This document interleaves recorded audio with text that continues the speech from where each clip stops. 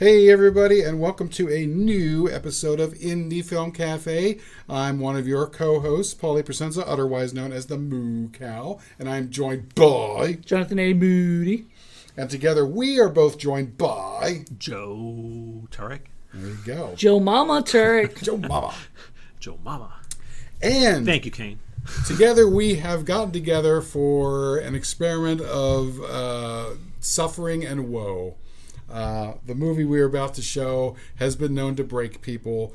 It's been done on not on Mystery Science Theater, but on Riff Tracks. Oh. They also said, as I recall, that it's one of the hardest ones they ever had to get through. And I am talking about our buddy Jerry Warren, who did Wild World of Batwoman. Oh, so we're doing a movie for... We're doing a Jerry Warren movie. And yes, we are finally getting around to watching Frankenstein Island. I heard of that. Yeah, I think when I was doing research or whatever, looking stuff up for Batwoman, I was like, "Oh dear!" All right. Yeah, this movie has been known to break even hardcore stink followers. And you said some of your friends left you yes. and said they'll never watch another movie with you again. Well, yeah, pretty much. they stopped showing up. It's an experiment. Are you trying? I've been bringing you guys along a little bit more at a time. Just an experiment in taste, an experiment in patience. Think about Geek Maggot Bingo as being a big, large step, and now we're taking another large step, even further into stinkiness. Great. It's time to go visit that island. Yeah, but again, you never know. I thought Alien Beast was a knockout 30, and it didn't happen. You know, you never know. You guys might be like, "Oh, this is kind of fun." I've never seen it happen, but it's possible. You're building this up to being some monumental feat. Hey, this could be a 10 and 2 1s for all I know. I doubt that, but I just doubt it because Riff Tracks doesn't do movies that are ones. They generally look out for movies that are. I'm ready to be entertained. 10s or lower. Yeah. It's entertaining in a way. It's more entertaining in seeing everybody else reaction. Suffer. Hey, I'm going to be suffering there too, guys. This is not a movie I watch very, very often. In fact, it's been years since I've put myself through this. Oh, great! So it's had multiple viewings. Oh yeah, over the years, sure. So the narcissistic side of you. Bad movie. Don't it. It's time to find out. All right, so we will return to talk about this quote-unquote film right after we hear some mood music.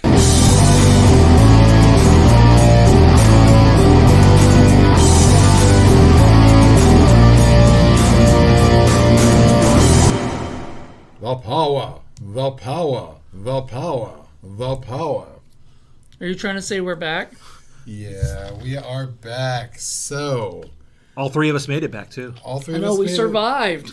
Not Melvin though. And he didn't run for the hills. You say all your friends can't take this, and I can see why. Actually, Melvin did. Yeah, Melvin survived. So you scared us though. First impressions. Yeah, it's pretty bad, but. Well, I'm just saying, you scared us because we thought the dog was eaten. Oh. Yeah, we thought because you said earlier that when we were watching it, you're like, "Well, I'm not telling you what happens to the dog," and I'm like, "Wait, what?" Next thing you know, it's like the dog disappears for a few minutes, and they bring food to him at and I'm like, "Oh no!" It didn't look like it could be dog, but you don't. I mean, I don't know what a dog. I don't know. I wouldn't know what dog looks like to eat. So, first impressions. What did you guys think of Frankenstein Island? Yeah, you go first, Joe. I thought I was watching something from the 50s or 60s. Right. So to me, it's just, I'm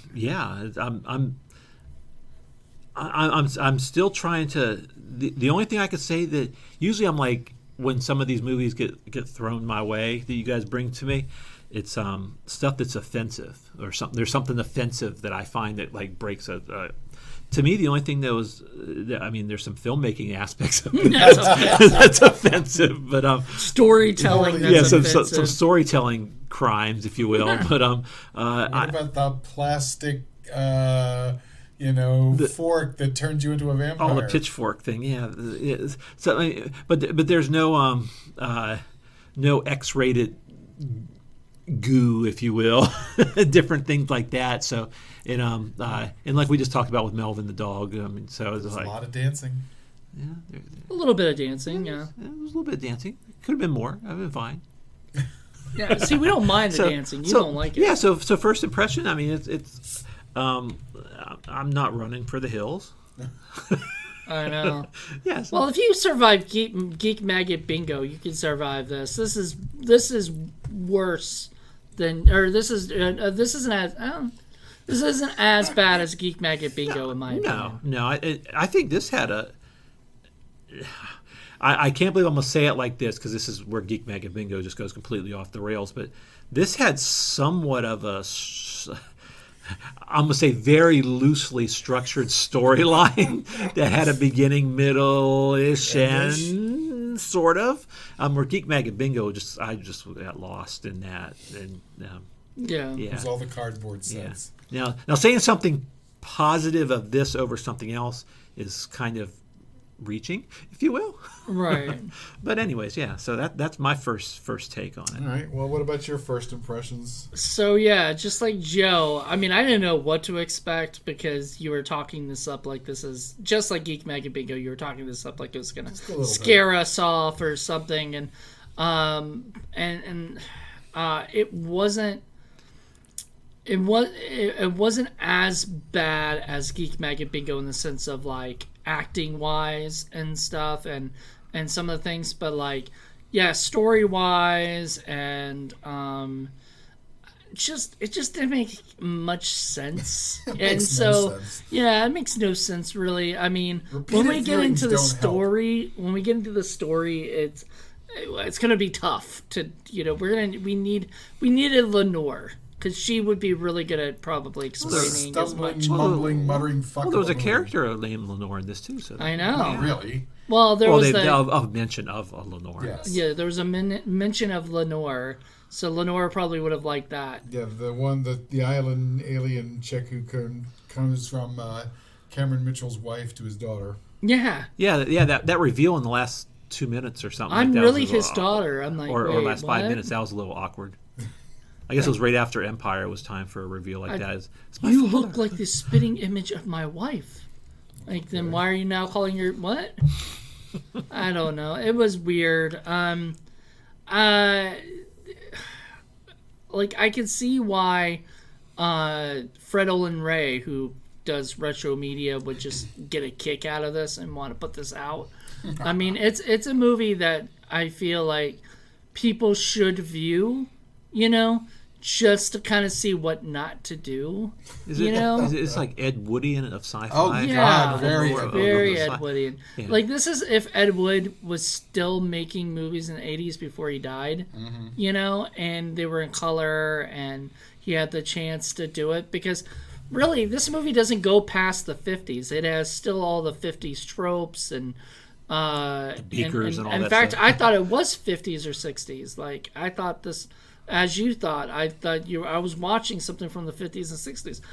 No, apparently it's 1981. 1981. Oh my God, I was not even born yet. It wasn't filmed like 20 years earlier and just sat in the can for 20 years and I think so. It aged like a fine wine. Let me go into some of the background. Not even fine.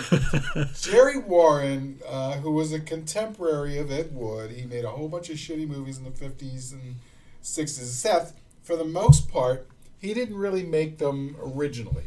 Most of the time, he was buying other movies from other countries, mostly Mexico, but other places too.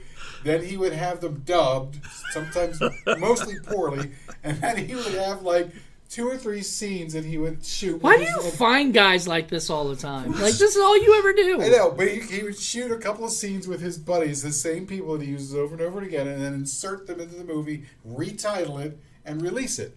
The only movies of all the movies that Jerry Warren did that he actually went from start to finish that were his own original movies are Wild World of Batwoman, which we saw first in season, God knows what it was. This 2 or 3, 4. No, it 4. was like 5. I think it was last year. And this movie.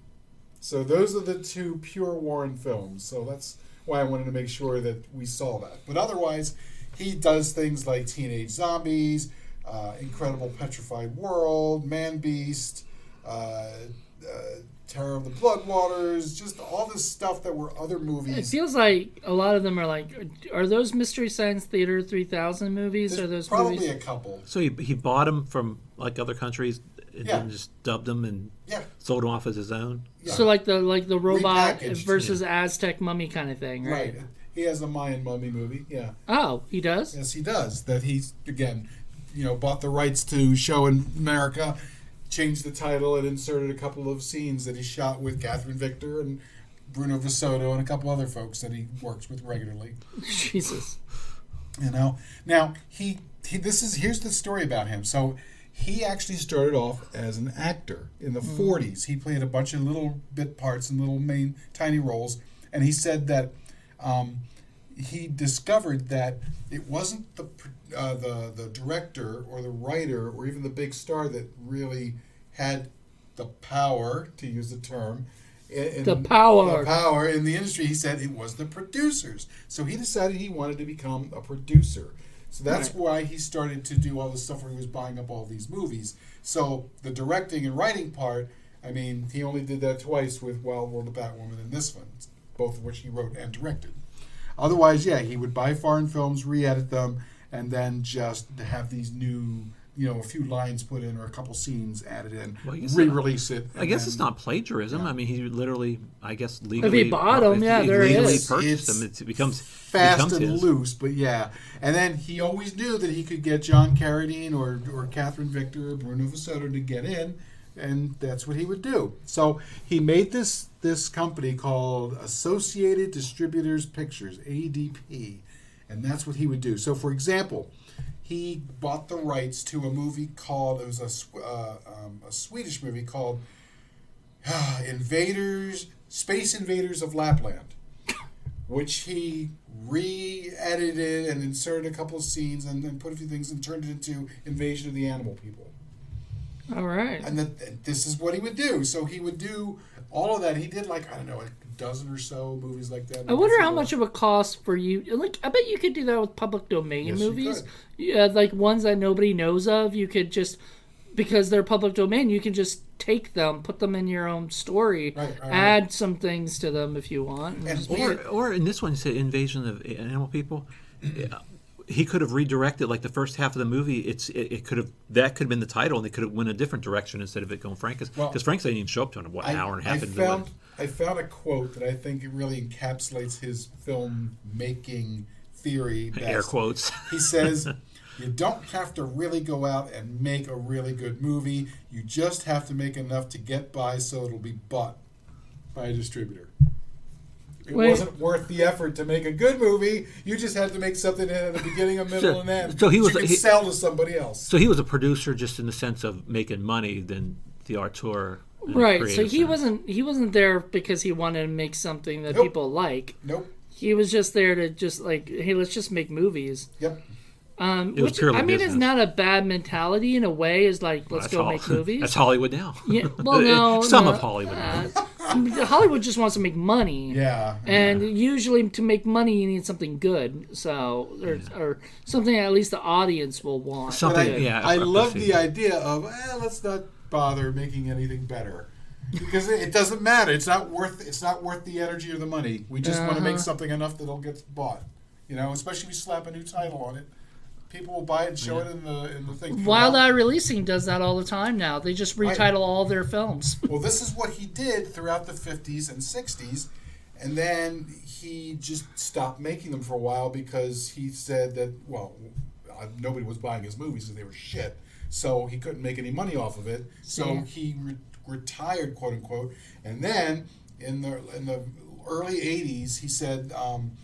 This was another quote that I remember reading about. He said that somebody had come up to him and told him that because of the VHS thing, it was profitable again to make independent, cheap, low-budget films and to get them distributed, and that's what he should do. So he decided, okay, he went back and he pretty much repackaged teenage zombies. A lot of the stuff that's in this film is teenage zombies. What? For real? Yeah, it's plot-wise. And then the whole thing with the balloons thing, which really doesn't have much to do with anything, that's Jules Verne. He just copied that from one of the Jules Verne movie. I think it's one of the Island. Wait, he stole it from one of the movies? No. He from one of the books. It opens up with a whole balloon thing, and he just decided that he was going to use. But he got that from stock footage, you said, right? Not from stock footage, from the book. Oh, but okay, but there was okay. So he got the balloons themselves were stock footage. That's what I'm saying. Yeah. So yeah. And so he decided to sort of make this thing, and it was funny. He the folks that he rounded up, a lot of them were people that he used to work with, especially Wild World of Batwoman, which was the last movie that he had made. And at first, they were apparently all very excited and interested in doing it until they discovered that he wasn't spending any money of it, and it wasn't going to be any better than any of his other films were. But, well, you guys kept pointing out, it was like that from that Batwoman movie, it was like there, a few different times. It was like, since I don't have a frame of reference for that. We got to get you to see that. It's a lot more fun. It's a lot more wackadoodle, but it's bad. It's bad, but it's still more enjoyable than this. I mean, something stupid and ridiculous happens every 10 seconds. It's just well, in this one, we go a few minutes without anything happening. This one's a lot more boring. It's a lot more boring. That's why I kind of compared it a little bit to Actia Maximus, because it just this is it's tough to say, because I should have given Actia Maximus a 10, but I didn't, and that was only because that was the first one of the season 2. Of course, Paige makes that issue when she first starts with with her movie, the cat one, Curse of the Mummy Cat. Curse of the Mummy Cat. But I made that mistake, and since then I will not make that mistake again. If you put one in the first one, you're planning it to be a 10. It's almost like you guys should probably do like a episode or two of just like revisiting any of them in the past, if your thoughts have really changed on it or one something. episode, like talking about 3 or 4 of them, I think would be fun. I don't know if I'm going to be able to go back and do each one. But just like maybe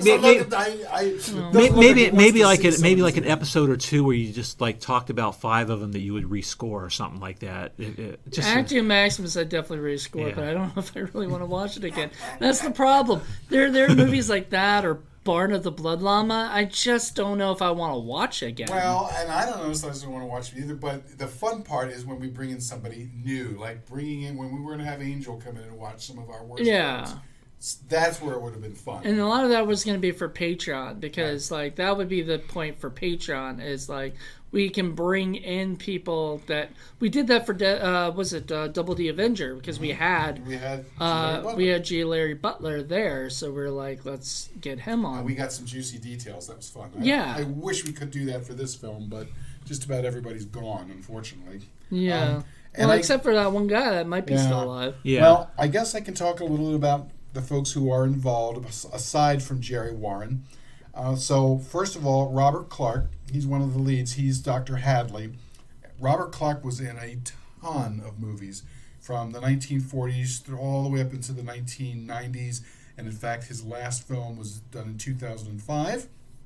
He started off with, just sort of doing TV and other parts, but he really is more famous from being in a bunch of stinky movies. So things like The Man from Planet X in 1951, Captive Women in 1952. He was actually in a good movie, My Man Godfrey, in 1957. Well, who did he play that? Do you know? I forget who it was exactly, but yeah, he was in that. I just, watched that. We're doing it for Criterion Watch at some point with Jen. You said 1957? 1957. He played George. I don't. Well, helps me. Same year, 57, he also was in Astounding She-Monster. And then 58, Hideous Sun Demon. So he was in a good movie and then a bunch of bad ones. Right. Incredible Petrified World, 1959. Just all the way up. As an actor, you just gotta, continue to work. And Sure. sometimes if Hollywood's not calling, man, you gotta do the lower budget ones that still pay something. It looked like he was pretty active all the way up. lots of credits, including some Dragnet episodes. I mean, A lot of TV stuff. That's up my alley. Adam 12, stuff like that. Code, yeah. So you've probably seen them if you watch all the Dragnet episodes. yeah, because I love Dragnet. Different go. versions of that. Yeah. So Jocko, that's the idiot who is drunk and laughing all the entire I love time. his character. My favorite character. That is Steve Brody. Actually, my favorite character is the dog. But Yeah. Oh, the dog. The dog. Yeah, the dog was favorite. The dog wins, but the second favorite character. Steve Brody, who is also in Wild World of Batwoman. Well, did he laugh the whole time in that one too? I don't remember. No, but he's the one who ends up dancing when all the girls do the happy. Oh cheers. yeah. Okay. You know, it's so ridiculous. But he's another guy who is in his career started in the 40s on all the I way call up. him even lower budget Robert Zadar because he had 40s, 50s, 60s, little bit of 70s, a into the level up. 80s. His last movie was 2003. I think he did some voice work, but he was actually in a couple of decent films. He was in Beast from 20,000 Fathoms in 1953. Same year he was in Donovan's Brain. Then he was in a whole bunch of TV stuff, and then that's, of course, when the big decline happens, and then Wild World of Batwoman in 66. Giant Spider Invasion in 1975. And one of his final movies was another stinker that I have to show you guys called The Wizards of Speed and Time. It was 1988. Are there wizards? I'm going to say yes. Okay. Sort of. Sort of. Then, of course, there's Cameron Mitchell, who was in a ton of movies in the 70s. Low and 80s. blow. Yes, just so many movies. I can't even begin to Red Letter Media loves him. If they get an episode that has Cameron Mitchell in it, they absolutely can't wait to do it. They would probably love this movie if they had a copy of it. Yeah, Cameron Mitchell had 244 acting credits. There So you go. yeah. And a ton of stuff.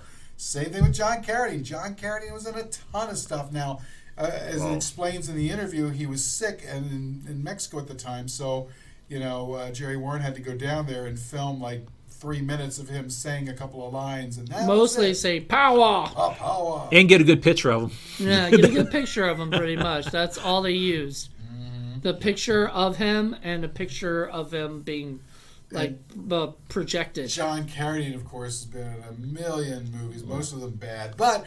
He has some very prestigious credits too. Yeah, he has a bunch. He was in he won an Academy Award for Grapes of Wrath in the 30s. Yeah. And was in a bunch Ten of Commandments. I've got a great story. I heard he used to walk down Hollywood Boulevard in a cape, reciting Shakespeare. Just that's all he would do. Walk down. He was a Shakespearean actor. But he was such a sort of a kooky person in real life. You know. In a lot of places, you'd run into if you ran across somebody doing that, but in California, that would seem to make more sense. In Hollywood and stuff in Hollywood, like that. you'd probably get paid for that. He's Somebody like would walk up and just give you money. American Bela Lugosi. He didn't quite hit the heights that Bela Lugosi did with stardom, but he had a much longer successful career and a much longer decline. Yeah, he also had Wasn't some big highs too with a couple of the. Was he in the Hammer movies at all? Because I never really watched them. But I know think he Christopher shows up in a Lee. couple. Yeah, and Christopher Lee and those guys. He shows up in all kinds of stuff. I mean, he even shows up in the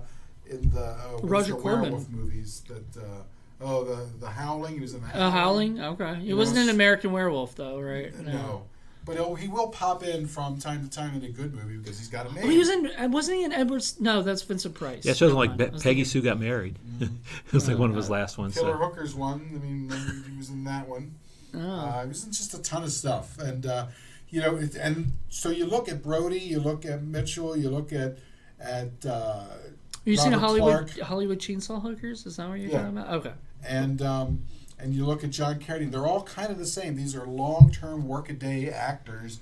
And you're right, they're not A-list people. John Carradine might have been at one point, but not for a long, long time. So they don't have the option of just being and saying, oh, well, I'll only work over here for this guy or I'll only work on this project. You work wherever you could. Now, John Carradine was the kind that he would never turn down a role for no matter who. 350 some credits. he said the money is still the same color, just as green. Yeah, still same color. So he doesn't care if it's a Hollywood movie or a low budget movie, as long as you're paying him his quote. And that's why there's a lot more Jerry Warren movies, whether he just directed 10 minutes of it or the whole thing, than there is of Ed Wood movies because of his relationship with Captain Victor. her husband was able to finance a lot of the stuff. So even if it wasn't a whole lot of money, there was money there, whereas Ed Wood really struggled to find any kind of money whatsoever. And a lot of his projects just simply never got made. Jerry Warren made them. Now, most of them probably should not have been, but and again, most cases he wasn't making movies from the ground up, original stuff. He was simply repackaging things. All he had to do was buy the rights, which is fairly cheap from like a Mexican movie or a Swedish movie. Buy the American rights to it, and all you're doing really is shooting 10 or 15 minutes with people that you already know. I mean, this is a Godfrey Ho kind of thing. Re-releasing it into the Magic Lizard.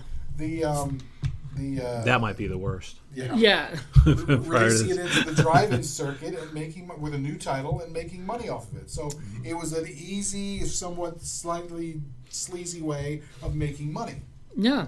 And that's what he wanted to do. So that's what he did. Wonderful. So hey, look, more power to you. If you can make money off of other people's crappy movies, then go legally. Right. Legally, yeah. Now Godfrey Ho stole, took them. Yeah. This was actually different because we have copyright laws in America and all that stuff. Yeah, because I mean the original people need to. He had to actually buy the rights to distribute these other foreign films, and then once you have the rights, you can do what you want with it. Yeah. So. I mean, like you can dub it. What's his name? We've talked about this before, but Woody Allen. What's up, Tiger Lily? Or the other thing, famously, is of course the first, the Mel Gibson movie, Not Mad. Road Warrior. Mad Max. The first Mad Max. People don't remember that was heavily dubbed because the producers at the time when they got it, they thought that Americans wouldn't be able to understand the thick Australian accents, so they had it dubbed. And when it was released to the theater, it was dubbed, and most people see it as dubbed. And in fact, when you buy the DVD, most of the time you get both. And I'm so used to the regular version that's been dubbed with American people that I can't listen to the actual real. I think we version. talked about that on the Road Warrior. But at least with that, they actually made the original. I mean, they didn't add any extra scenes. Yeah, it was the original creators who did it. They just dubbed it for consumption purposes. I guess with Warren, he literally took Spanish productions or whatever and made it American. Just added a couple of scenes, you get your director credit, then you re-release under a new title and you make some money. So that's what he did. I mean, I'm saying you could do that today, probably still, if you wanted to. But people fool around with stuff on YouTube all the time where these are just fans doing whatever, where they take footage and recut it and do different things with it. But a recut's, I guess, a little bit different as long as you don't. I mean, if you add your own original stuff in there, that's different. But anyway, two other folks to mention, of course. One is Catherine Victor, played Sheila Frankenstein Van Helsing. The Van Helsing part was never mentioned, really, was it? What was it? Wasn't the guy that they were trying to? She was trying to keep alive. Wasn't that Van Helsing? Mm-hmm. That was it? Yeah, in Frankenstein, I guess maybe she was literally married. She was not married to Frankenstein. She was related to him. Yeah. So that was her grandfather or something. Yeah. Something like that. It didn't make much sense. No. It really didn't. No. But, we've gone into her background on previous shows when we did Wild World of Batwoman, but I am going to mention that she was in things like Mesa of Lost Women, Teenage Zombies, Invasion of the Animal People, Cape Canaveral Monsters with Phil Tucker, our buddy who did, what was the one we did in the coffee shop? Robot Monster. Robot Monster, the one with the Cape Canaveral gorilla. Monster was his second failure.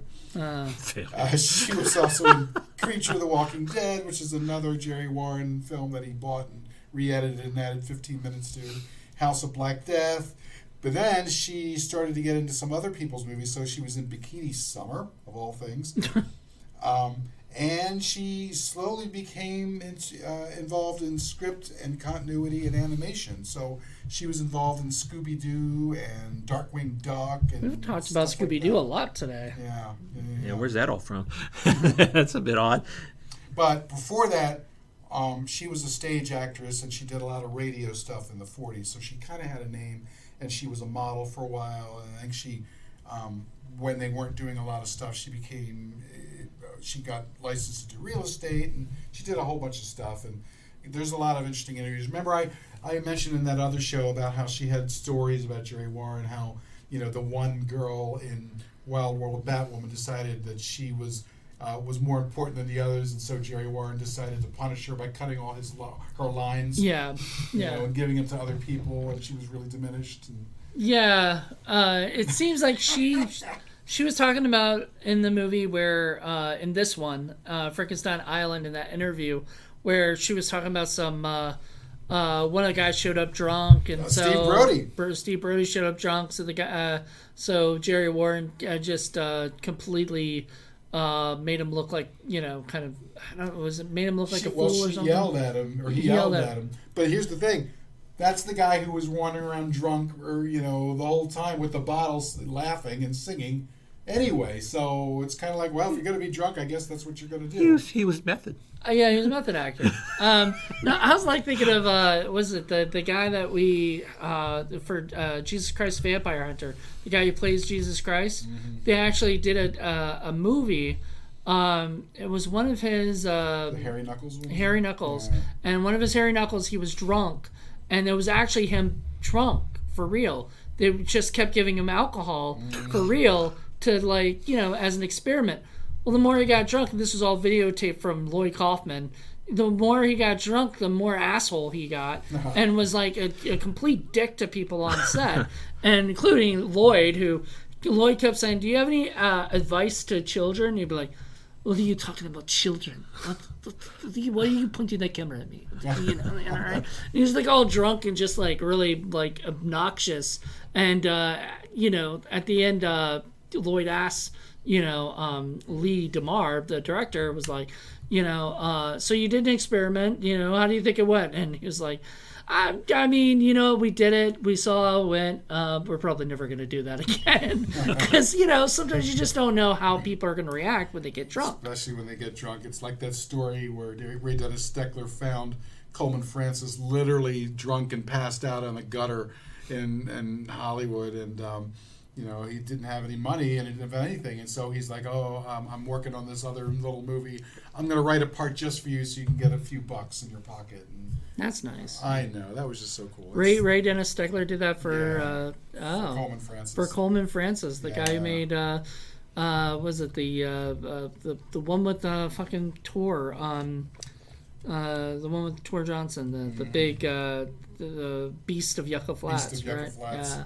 Among others. Among other shitty movies. We haven't done his 3 movies we yet. Haven't, but and we will. I know, and on my list. I know it's on your list, and that's why I haven't done them yet. But I just think, just get the Frankenstein Island. I know. you gotta stop doing all these newer ones. Stop that. We will get to it.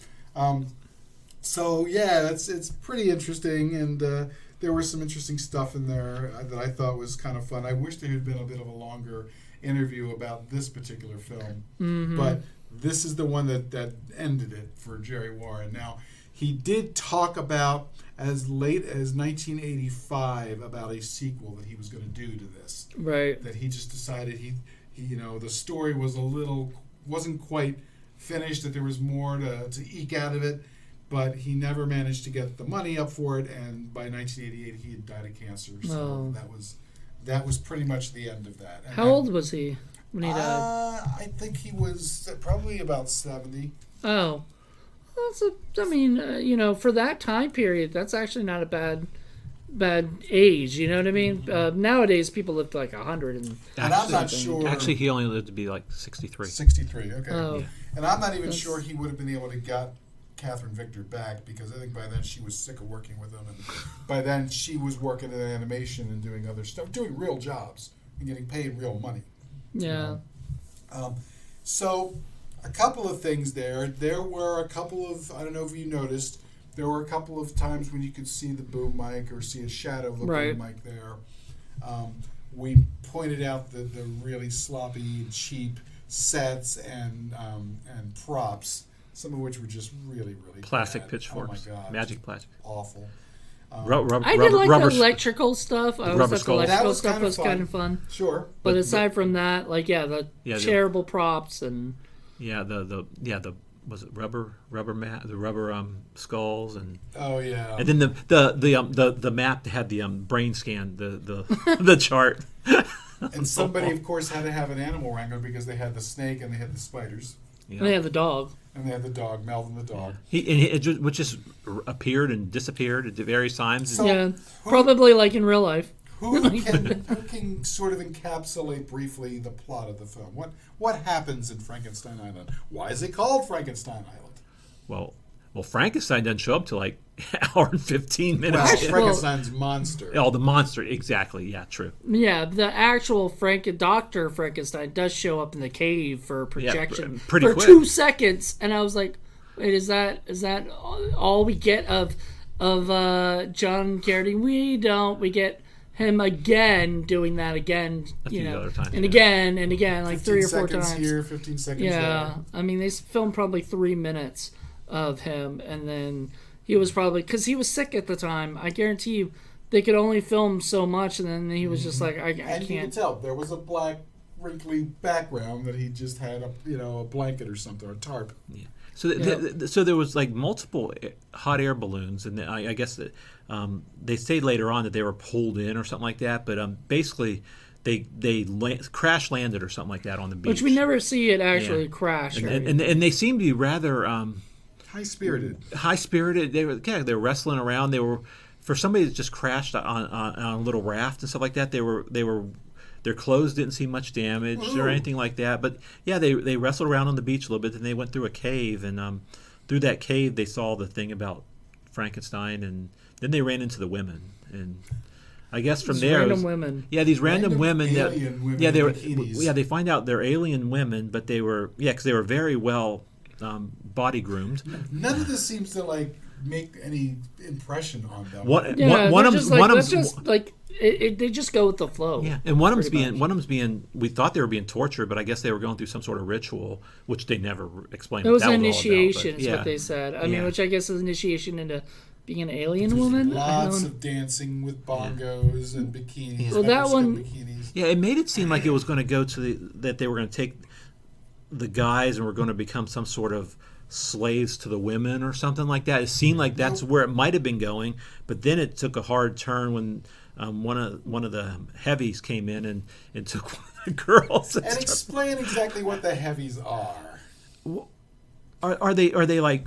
Weren't they? Because they brought one of them to life out of a mannequin or something, or it was like They said they were zombies. they or were like something. zombie Igor cross things, but they had trouble with light because they had to have sunglasses on all They the time. all wore the jeans. They all wore black, The black shirts, the sweaters, long sleeves, the little and black then- skull cap. and then little black skull caps, and then sunglasses. All Yeah, of them. yeah, and it was like in various ethnic backgrounds and stuff, and they would Yes, chubby Bruce Lee was there. yeah, and Which I thought he looked like Bolo Young, but yeah, which I'm sure they had to have him for stereotypical reasons at the time, They needed somebody who could convincingly pull off martial arts, I guess, and during the fight, quote unquote, scene. yeah. So, anyways, the which was sport, by the way. It was a sport. yeah. Let's go do sports. So the one guy takes the girl away. Then that's when we're introduced to that laughing drunkard, the laughing drunkard guy. Just and- like and the other constantly. guy.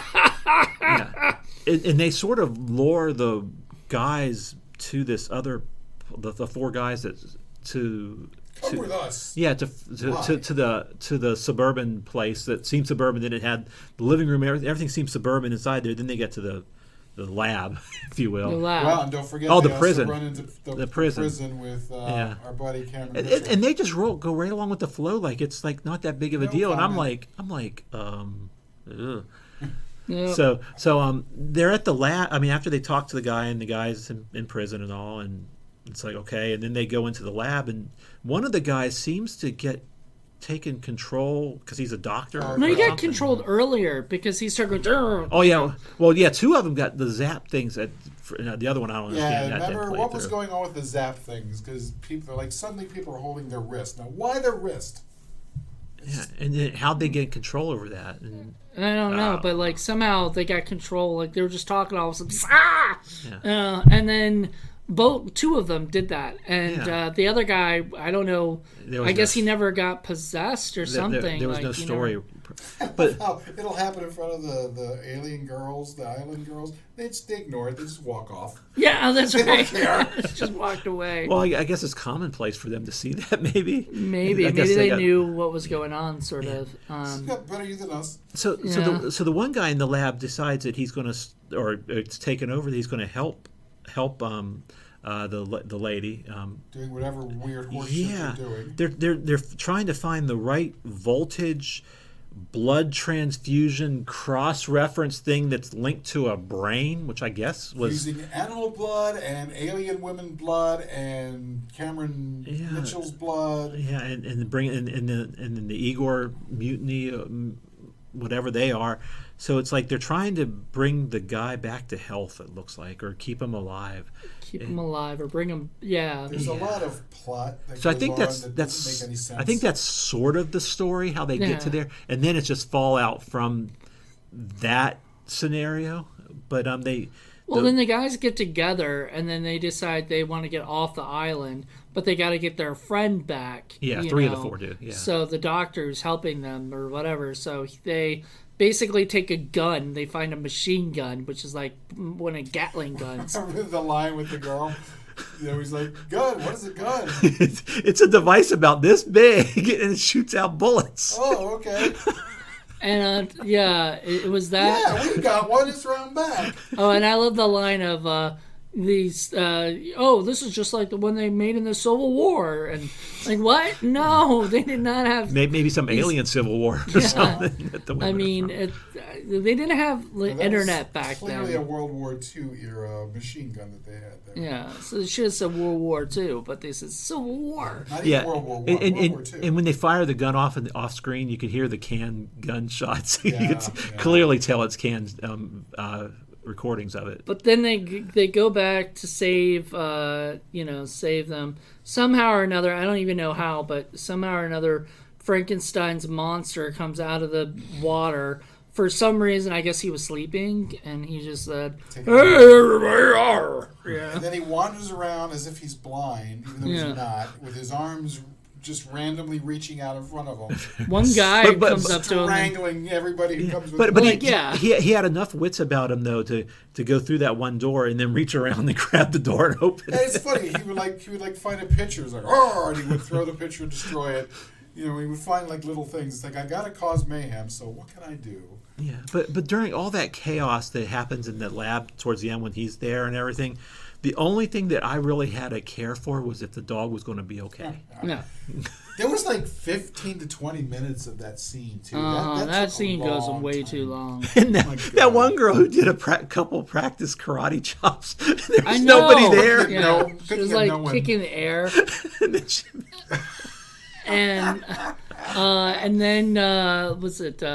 So basically, they end up destroying a brain or whatever, right? I think that was Frankenstein's brain, but they said there was two of them. Yes, there was. But a then all the backup zombies like pretty much die. I think you know? I think that brain controlled the zombies. I think. Yeah. Yeah, I think the idea, and that's why the girl was like, "You have to leave now before the next brain comes back online." Because the other guy said that the guy that was Helsing, who's in the bed, he's like, "Don't." He told the lady, "Don't worry, there's another one." And she's like, "Where?" He's like, "It's hidden, it's safe," or something like that. It's like, "Oh, well, there you go, part two." We all keep hidden brains around our labs.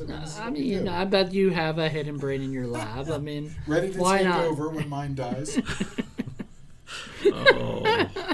Because the science, the very realistic science behind all of this dictates that you have. This is why I wish Lenore had been in this know, one, because I know. Lenore would have just.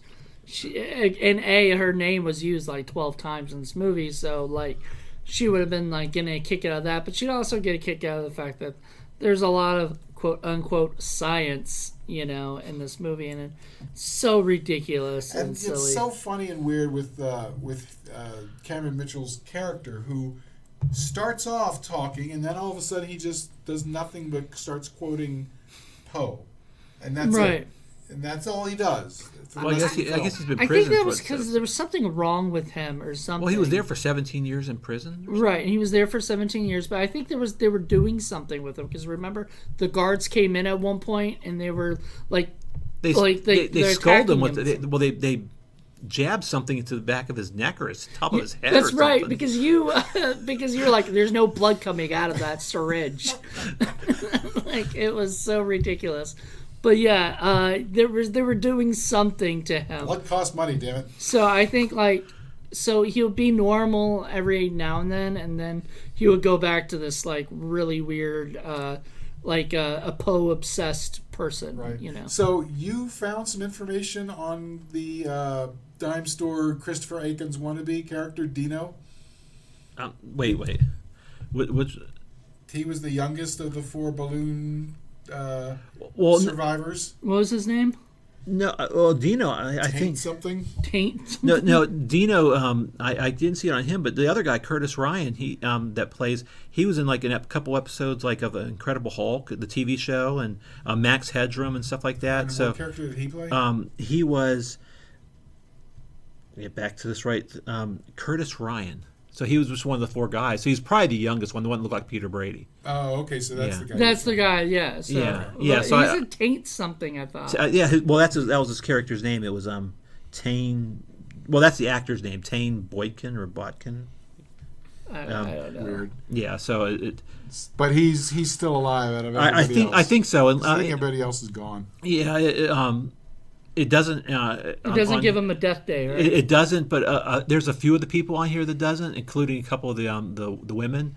But I mean, some of them that was their only credit. Mm-hmm. So he very has well could be dead. And yeah. But he has multiple credits. Probably a story behind that, kind of like, because remember in Wild World of Batwoman, they found a lot of those Bat girls by going to a strip club and grabbing some of the dancers that were out of work at the time and said, "Hey, you want to be in a movie?"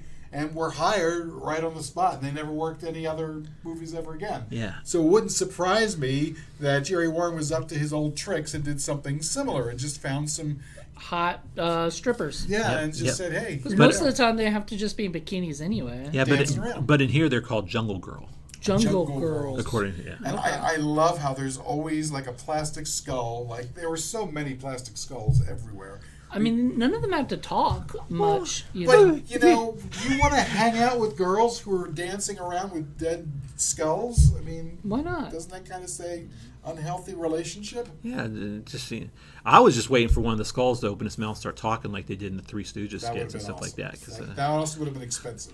Yeah, it would have been expensive. So they probably is it any different than having that lunchbox or whatever, that machine box? So it was painted all pink, swirling around. The ammunition box that's painted pink and is revolving on a string. Yeah. Like, what is that supposed to be? I don't know. I guess Why was it doing that? It's a working lab. I guess that's all they were trying to imply. What? What was it? What was it supposed to be? What does it represent? What was it supposed to do? Because there was a brain, there was a bunch of electro shit. So what was that thing? Somebody in their head thought it was a cool looking visual. Remember that scene in Ed Wood where Ed Wood's like, "Can you give me that? I need this for the laboratory set, and there's little things that twirl around." And he's like, "Testicle oil?" It's like, "Yeah, get one of those." I'm not gonna do that goddamn thing. Yeah, I'm not getting you one of those burned me at the Return of Shandu. Whatever. That's awesome. And then it's funny because that's literally like right before the movie Ed Wood came out or whatever. That's exactly what people were doing. Like, you know what? This is what these laboratories look like, or whatever. Bride of the Monster. Well, yeah, it goes back to the 30s and saying, well, this is how it was done, when James Whale set up his set, and this is what it looked like. So all of those props were, by the time into the 70s and 80s, nobody used them because it's so passé and it's a new age. Nobody's going to believe that shit. But indie film people who don't have a lot of money and want to make it look like they've got some kind of a laboratory, that's what you do. You go and you rent that shit and you put it in there. Right, unless you're our buddy from Geek Maggot Bingo and you just paint everything cardboard and make it cardboard phone. Cardboard phone. That was the my best. Favorite thing I've ever seen. I'm like, you can buy a phone for like $20. That almost gives like Geek Maggot Bingo some credibility just on its own because of the uniqueness of it. Because you can buy one of those things, and it's actually cheaper I know. to buy one of those things than to actually put work and make one of those. But the balls to do something like that, just to put it on the screen or on video, or whatever. and actually have people answer Yeah, it and exactly. stuff. Like, oh my god. And I guess talking about the time period that this looked like on the lab and stuff like that, it looked like stuff you see in like the 50s and stuff like that. Those type of sci-fi type movies. Sure. And I guess that this movie looked like it was in the 50s and 60s. It's like the only difference was that it was really in color. I guess most of those really aren't. But I thought it could have been colorized because this could have been. To me, It was crappy film stock. That's why it looks so grainy and shitty. To me, it's like Poorly lit. Could it just been in black and white and maybe been looked better in black and white? I know in the 80s they wanted to have some production value of it being in color for that time period. If I could, if our sick flick distribution company really took off, we had like the luxury of being able to pick movies and stuff, we could see if we could get this movie and do a Blu-ray and make it look a lot better and cleaner. Dying to find somebody alive still that could talk about this film. I want to know where the Jungle Girls came from. I really do. There were a couple of cute ones there. There's gotta be some kind of documentation on some of this stuff. Like somebody's house might have some. But gosh, that was the retro website might have 81. So that's 42 years ago. Yeah. Wow. Well, some of those girls look like they were in their low to mid 20s.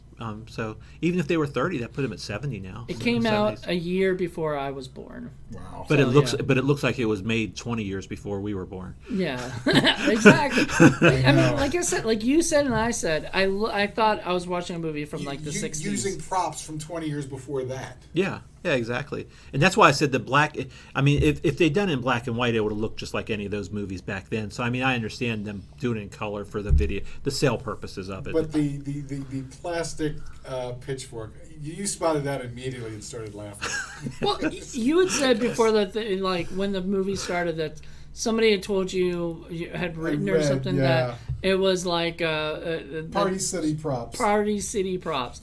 And I was like, I don't know what you're talking about, because in the beginning there wasn't really that many, and then all of a sudden I saw it. Like I saw every single one, and like the fangs, the guys. Oh yeah, when they stupid fangs for no reason. It's like the Dracula teeth you could buy for like $1.25. I know, but like they didn't even do anything with those characters once they got the teeth. Like they didn't bite anybody. And then remember the weird potato gun that came out of nowhere that makes you disappear? Oh god, yes. You turn pink and then you vanish. Yeah, that was some of their big special effects. Oh, big special effects. Big special effects, like Big Shark. Yeah, that's probably, they spent more on that than they did on Frankenstein Monsters Mask. And then they just vanished.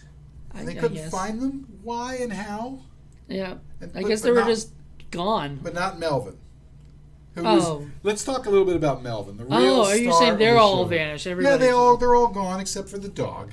Yeah. And then the Colonel, and that's the other guy I wanted to mention. That was the Colonel was played by Andrew Dugan, who's another guy who was in a load of stuff in the 60s and 70s, a lot of TV. He's got a very familiar face, so he looked familiar. I don't know from him where. He's the Colonel who doesn't believe them, and he takes them back to the island, and they can't find anything. So he's like, "Oh well, I guess." Because you must have hallucinated. You all hallucinated it. What's all? You all had the same dream at the same time. And then Melvin the dog. We'll talk a little bit about Melvin. I know you guys love Melvin. Describe him. So, what was he like?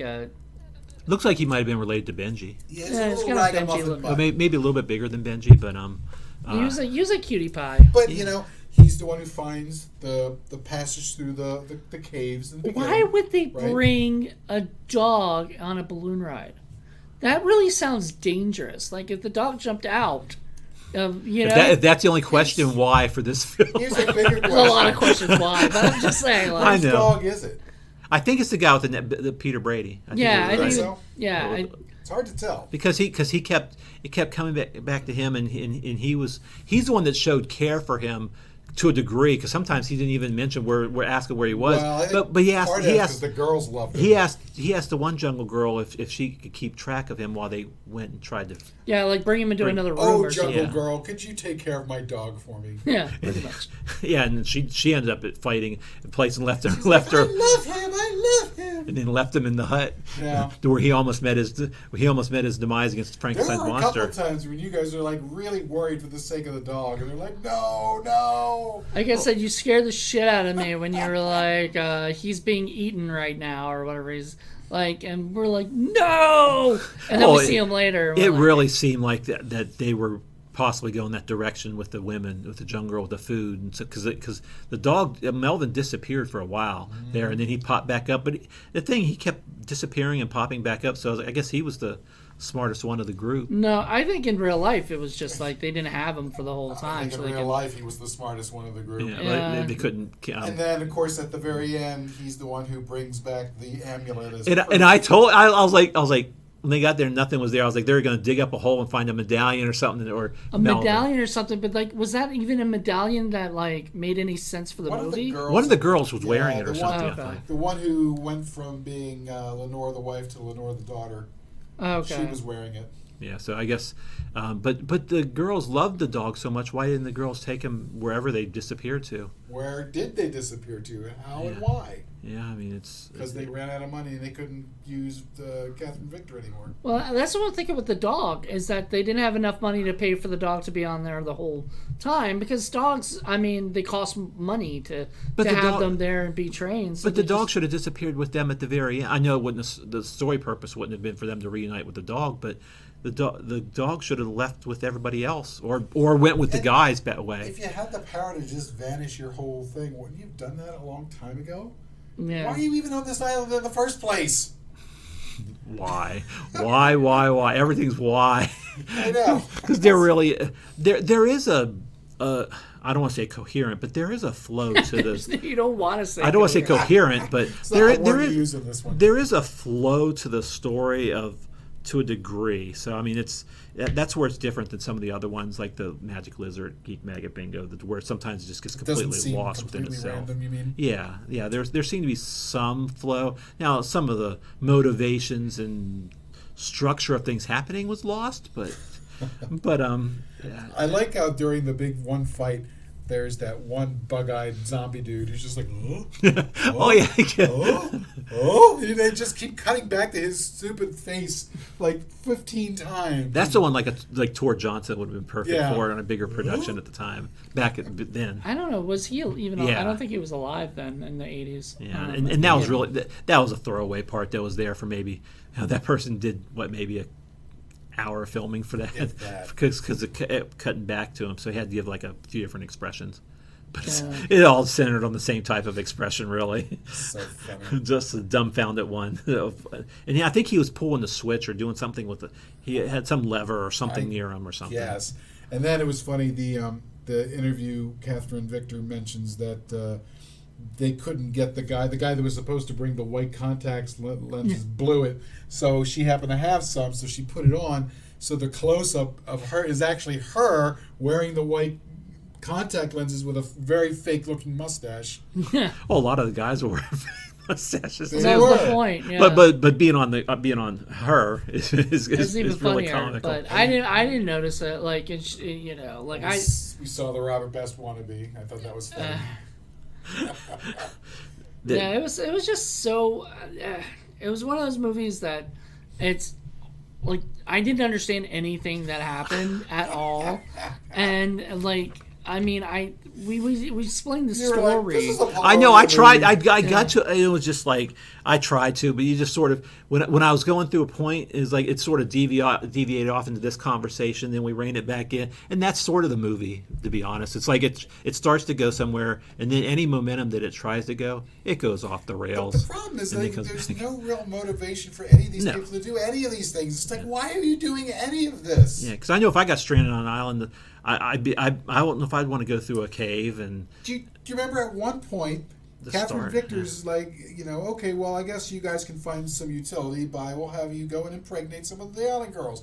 At which point the guy should have all said, okay, well, we'll just stay here forever. I guess she was wanting that because she wanted more blood there. Yeah, but that's okay. Still, yeah, it's like I mean, they could have really played on that because during that time, in the audience they were looking at in the early 80s, straight to video type of stuff, it would fit them to go down that road a little bit. Right. Especially as it turns out, most of the guys had these love relationships with some of the jungle girls that we never saw. I remember one point you were like, wait a minute, when did you fall in love with that one? Right. Like there was times where, one of them would be like, oh, come with me. And I'm like, wait, what? Like, why? Like, where did this come from? Now there was that one with the Brady looking dude who you kept calling him Chris Atkins or whatever. Yeah, Blue Lagoon. Atkins wannabe. But he fell in love with the one who liked his dog. And so they sort of had a little bit of a... That was Lenore, right? That girl later, he tries to get to come back, and she's like, no, my father, this is my father. I'm like, what? Like, what? Well, Empire Strikes Back was the year before that, so it probably some quick reveal in there. That sounds exactly like something Jerry Warren would do. Yeah, let's throw in a Return of the Jedi kind of... that girl... Luke, I'm your father. That girl... I still can't get over the scene right before she goes down on bended knee to protect her dad. She's kung fuing with the air. I still can't get over it because it's like half-hearted. It's like you're playing in the middle of a video game, and in the video game a character on the side is stuck in motion or something like that, just punching at the air. Some of the fight scenes were pretty fanciful. I think you said it was worse than Get Even, or just as bad as Get Even. Yeah, very slow motion, nonsensical, just. Or I was thinking meandering. The Todd Sheets movie that we saw, the Bimbos movie, where they were kind of half-hearted. Yeah, the meandering, just wrestling. Yeah, and the punching at air because they were missing, and you could clear as day. And it was almost, I feel like almost on purpose because they probably didn't have insurance to cover if somebody got into an accident. They probably didn't have a stunt director or something. That one scene when all hell's quote unquote breaking loose, and chunky Bruce Lee wannabe comes up to menace one of the girls with a stick, and then she shows him a snake, and then he backs down onto the ground, and then she pulls out a couple of spiders and puts them on him, and he's like, oh! Then she puts a snake at him. Yeah. And then the camera just kind of holds it on there, and I'm like, just brush the fucking things off. Go back to killing. What are you doing? Go back to killing. What are you doing? What is going on here? That's like the theme of the movie is us going, what is going on here? This would have fit like a What the Fuck Friday probably. Oh yeah. And then of course the wonderful John Carradine's head popping in every now and again. The power, the golden thread. That in his framed picture that showed up at 20 different spots. He's a star, so you got to make sure he gets the star treatment. Star treatment as his picture. Yes, it's his picture up there all the time. So was no he reason. Good money for that name to be in the film. So was he the original Dr. Frankenstein? Yes. Yeah. Yes, I think so. So he was the original, and that was his brain, probably like the grandfather of the lady. Yeah. And But her husband was 200 years old. But he was a Van Helsing. So when did she marry him? Does that mean she's also 200 years old?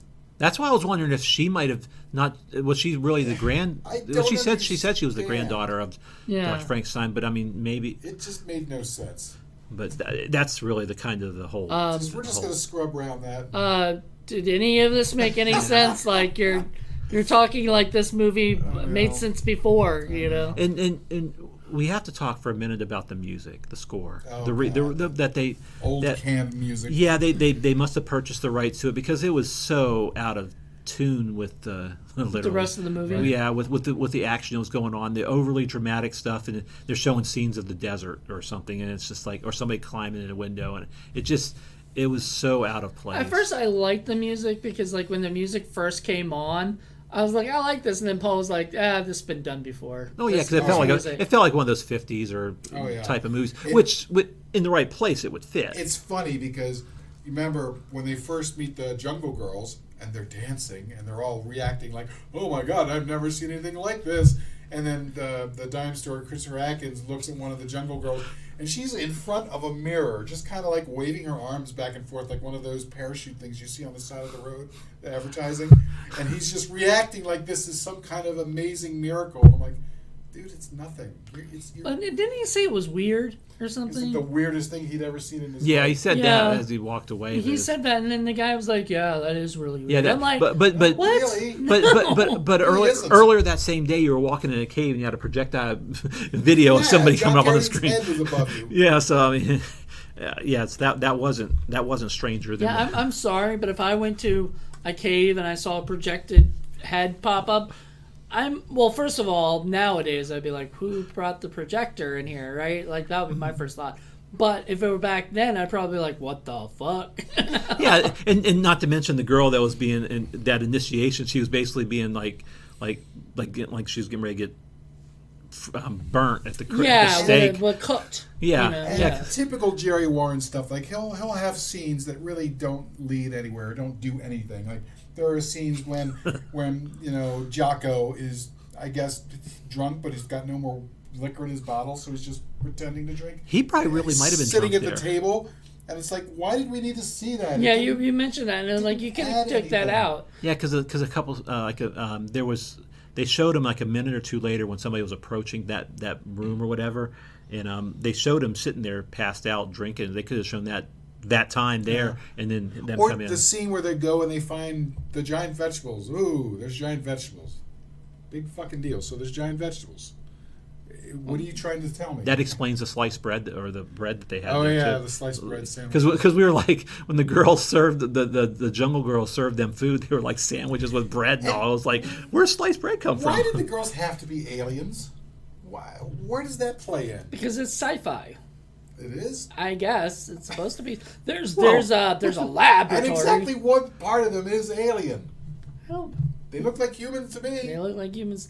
Well, it goes back to the Plan 9 from Outer Space thing of like, you could have made them look different, but you chose not to because, I don't, okay, so Ed Wood in real life, right? I remember reading this. So he was the, No, antennas have some taste to it. right, the makeup guy, Harry or whatever his name was, said, okay, I've got this whole cool look for the aliens or whatever, and he goes, no, that costs too much. Let's just have them look normal, or whatever. And that was the thing, like, he could have, and the guy was like, this isn't that expensive. We can make this pretty cheap. He's like, yeah, it'll take too long. It's okay. Like, he would make up excuses each time, like, he did not want the aliens to look like something different than, what they look like. Well, the only reason I might understand that a tiny, tiny bit is that if you have to go back and reshoot the next day, that means they all have to be made up every day. Yeah, the same. and it takes time and Yeah. continuity and all this other issues. Yeah, I get it. Not that some of these guys worry about continuity, but it's possible they were thinking about it. I mean, were there a lot of continuity issues in this movie? It's hard to tell because I was so confused. The story? with everything. Yeah, the whole movie was The story had a continuity issue. Yeah. Because the story was a continuity issue. Yeah, the movie was a continuity issue. And like that whole part where they're like trying to figure out to leave. I'm like, why don't you just go back through the caves? You've already been there. You've already seen it. Take the dog, go back to the caves, get on your raft, and leave. Right. Yeah, because they said they had to get there to build a raft. And it's like, you already got some form of lifeboat. But they said they came from miles so far away. There's no way they swam, so... because they were too clean. I mean... Speaking of clean, there's clothes that never change. Never change. No sweat, no dirt on them. I mean, I can understand back, when you're on the island, you just never brought clothes because you were on a balloon ride. Yeah, that but their you clothes should expecting. soil a little bit for just activity. And then, over a couple days, back again. Yeah, they were in the same clothes. But a couple of days, the guys, their beards didn't, no 5 o'clock shadow on You the ones said that this didn't is have like beards. one day, and I don't know if that's true or not. No, because they slept with the Jungle Girls one night, and they stayed in the lab the second night. I mean for shooting in one day. Oh, well, yeah. I don't know, but Again, I'd love to to talk to somebody in the production. Find out how long this took to shoot, because that would mean that literally they would have to wear the same shirt and same clothes every single time that they came. Now they can wash them or whatever, and that might be why it all looks good all the time. Yeah, well, movies take place over that small. I think this was probably it was 3, maybe 5 days shoot. Possibly. I don't know. It all looked like there's one of those movies where time passes very weirdly. Yeah, and they didn't have multiple. There was a lot of scenes that didn't have multiple camera shots for the scenes. So it's another Warren thing. Yeah, because want to pay for more than one main camera and maybe a secondary if you're lucky. Yeah. So and they didn't take the time to reset and shoot from other angles and stuff like that. So yeah, it was just piss poor. Yeah. Yep. I think the movie would be more enjoyable in black and white than in color. It's possible for this one. Yeah, Fred Olin Ray, put it out in black and white. Like, just change it all back to or to black and white. Make that sequel that he wanted to do. I guess I could just if I'm not planning on ever watching this again probably, but if I ever did, I mean, I guess I could always reset my TV to go to black and white to watch it. But just think of the power. It does not compel me. Well, I suppose we've reached that time when we need to start. The power of John Carradine doesn't compel you. So we score our film on a scale of 1 to 10, by which the lower the score, the better the film is, and the higher the score, the stinkier the film is. And even though we love our stinky movies, the higher score usually means that there's a lot of problems with the film. And so we take our 3 scores and we total it up, and then we see what the overall score is and where it fits on the ladder of stink. So who would like to score this movie first? I'll go. I'm going to give it a 10. Like, it is a 10. You were talking earlier about Actium Maximus and, and my regret for not going a 10, and I'm not regretting this. I'm giving this a full 10. Now that does not mean that the movie is, like, the worst thing ever. We've seen worse. Yeah. When those have gotten 10s or whatever. But nothing like this is definitely better than Wild World of Batwoman. This is, and this is worse than that. This is worse than. Did Batwoman? Did that get a 30? No, they got like a 28 or something. Like, it was high, but it wasn't that high. The entertainment value in that one kept it afloat. We'll have to show it. Yeah, it was more fun and enjoyable. Yeah, there's not a lot of fun in this movie. Geek Maggot Bingo got a 30 from all of us, and I feel like that was warranted. And warranted. Yeah. Jerry warranted. Warranted, yeah. And then all that stuff. So this is definitely a 10 for me. I'm going to agree. It's a 10. It's always kind of been a 10 for me.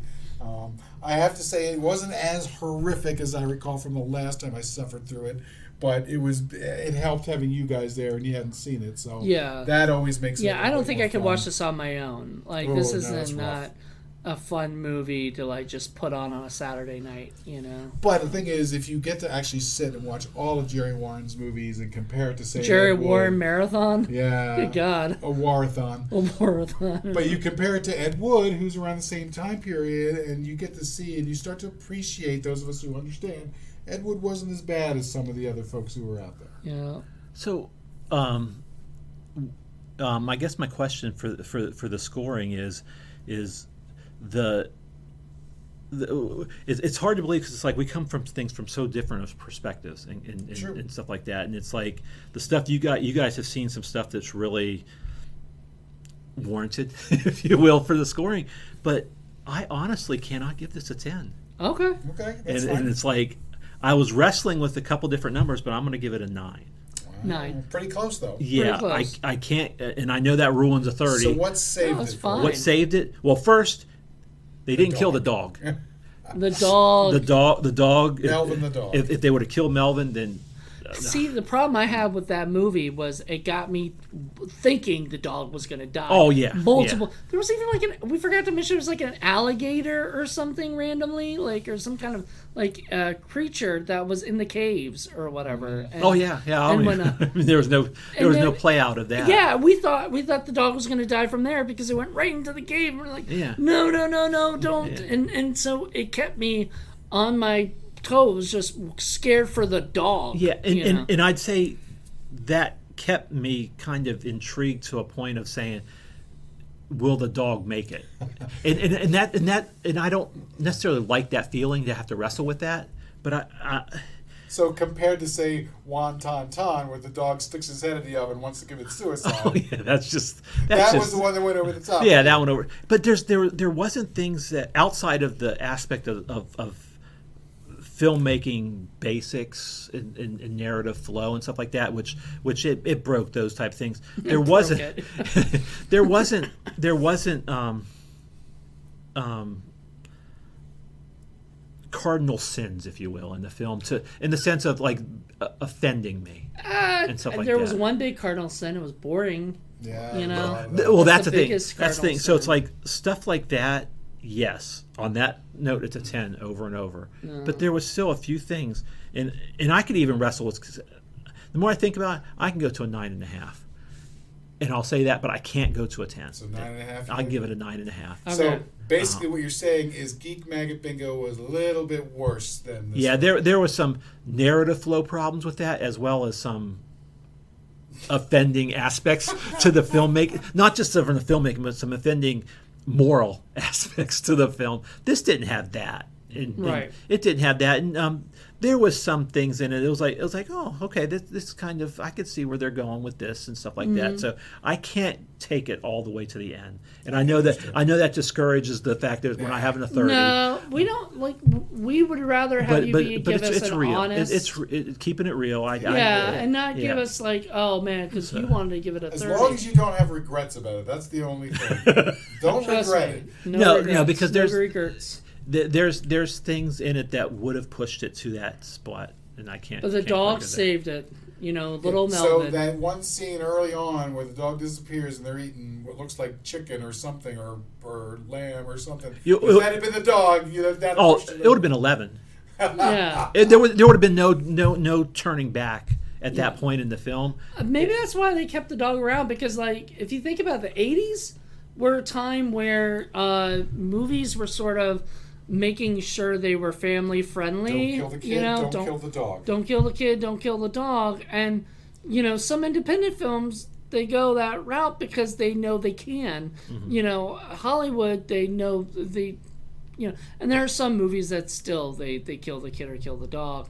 And usually there's that feeling of like in Fear, where they killed the dog and have even though John Ward always laughs at me for saying that, because that makes him laugh, that scene, because it looks really terrible, like a real fake dog head and stuff, but like still I don't like any animal. But like that's not this movie. This Right. movie's not about that. Yeah. This movie's trying to be a throwback movie to the old Frankenstein kind of Right. movie. It's just And that was more family friendly and stuff. That's why there's no nudity in this movie. There's hints of like you can impregnate my things, but like. And I think that was kind of cool that they for whatever, maybe the women weren't going to do it, or well, who knows, but it's like they didn't go that direction. I was expecting that, and it didn't go there, and that's kind of cool that they didn't. They Also, I think that's how Jerry Warren is, because when we watched Wild World of Batwoman, it was very G-rated. Yeah. Even though he said they're strippers, they don't strip. They might have a little They bikini. dance. That's what they he's getting at, dance because they dance. Yeah, they and dance. that's what they did here. Yeah. They did that here, and they had their little leopard plaid Yeah. outfits on and stuff like that. Yeah. So, So maybe they're more strippers. I'd love to find out. Yeah, so from a filmmaking aspect, there's a lot to be desired on this, and and that pushes it to it. That would push it to a 10, just if it was that alone. But there was a few things that I can't quite go to Geek Maggot Bingo territory with this. There you go, Joe Turek finding the silver lining in any dark cloud. Oh, there you go. I would rather him do that than, Sure. than give us like a. Or especially if he, next season you're like, man, I wish I had given that a 10. No, this is definitely one that I probably would never watch again, and I it's not one that I could recommend for people. The riff track, there's probably good laughs in that, because there is a lot to there's so There's a many, lot to make fun of. yeah there's and it's just there I know we were sort of riff tracking it at points, or whatever. That's always fun. Yeah, and I think when I talk when you talk about something you're going to be like, oh my gosh, we're going to put something on you, I'm automatically thinking, I'm like, oh gosh, we're going Geek Mega Bingo times 10 territory. Is there something that's going to reach that type of level and stuff like that? I was nice to you with specials. He was a little, he wasn't that bad. Like I thought it was going to be worse than it was too. Because you said, yeah, it made Miss your Werewolf. friend. We'll get you to watch Miss Werewolf. Oh God, no. Yeah, but Or Actium Maximus. Actium Maximus. Show him that. Oh my goodness, you would hate it. yeah. So And that's the thing. Like this movie, you could hear things, you could see things. I'm sorry. Like I could hear and see stuff. Like through the grain. I could still see it. I didn't understand, but I still could see it and hear it. Yeah. Like it was well done enough. Problem is the understanding and being very confused throughout the whole thing, And the cheapness. and the cheapness and the fact that it just didn't. Well, and then the only other thing I was going to say, if I had to find a positive, the acting wasn't too terrible. Acting was pretty good. Bad acting. If they messed up a line, they just kept it in the film. That's It's right. Yes. He had that line where he kept going, and then he was like, "No, never mind." He was just like, he lost his. Keep rolling. Yeah, I know they didn't take another take on it or anything. Yeah, so it's just funny because it's going to be interesting to see if in future episodes and stuff like that, because we approach things from a different perspective when we're rating things. If we'll be able to come across another 30, be that a challenge, if you may. Don't give him a challenge.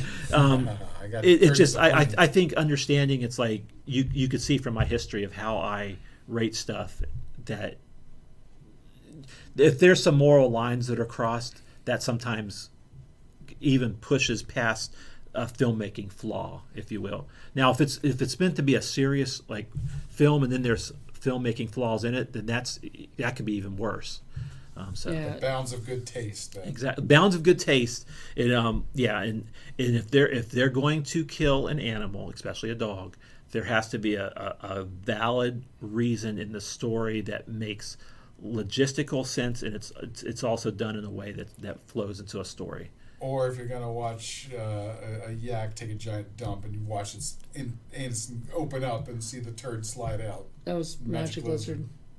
Yeah, I think he forgot about that. Yeah. Well, I've that part. seen something like that in a movie from Hollywood this past year. Didn't show it coming out completely, but that it's one of my favorite movies of last year. Which one? It was in Babylon.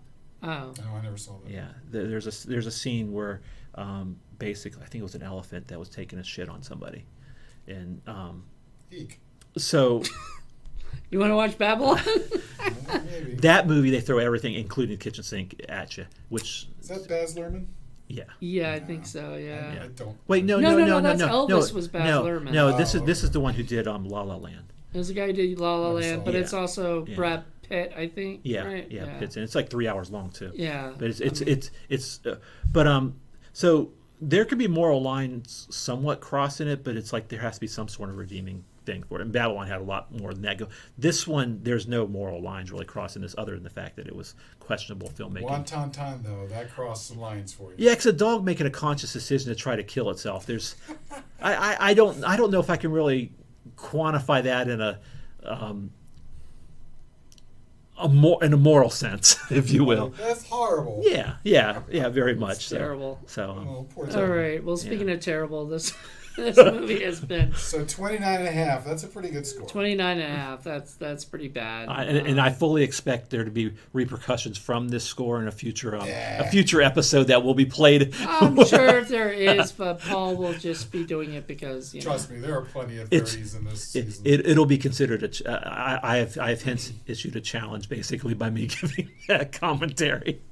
Yeah, I've got one for July that you'll There you go. There you go. will be pretty All right. rough. All Well, right. thanks everybody for showing up for another episode. Join us next time. It'll be Mr. Moody's, I guess, episode. We'll have to see what think that so. is.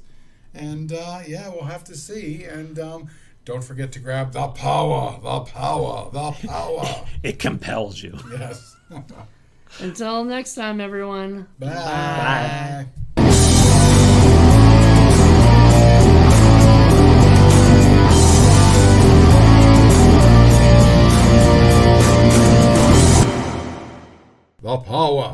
the power, the power, the power.